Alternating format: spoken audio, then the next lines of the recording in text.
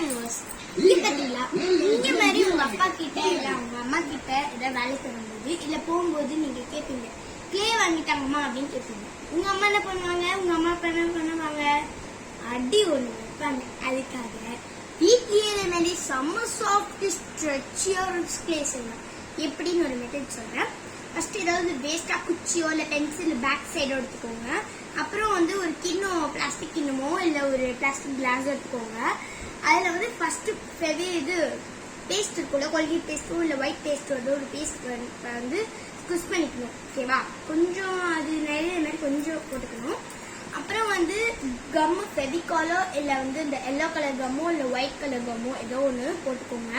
போட்டுட்டு அப்புறம் அதை ஃபர்ஸ்ட் நல்லா மிக்ஸ் பண்ணிக்கோங்க. நெக்ஸ்ட் உங்களுக்கு எதாவது பிடிச்ச கலர் ஏதாவது அதுல வந்து ஆட் பண்ணிக்கோங்க.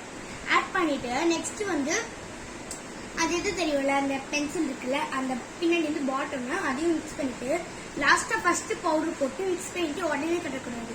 மிக்ஸ் பண்ணிட்டு இன்னும் கொஞ்சம் பவுடர் அதை போட்டுக்கணும். அப்புறம் மிக்ஸ் பண்ணிட்டு அப்புறம் இன்னும் கொஞ்சம் லாஸ்டா 3 தடவை அந்த பவுடர் போடணும்.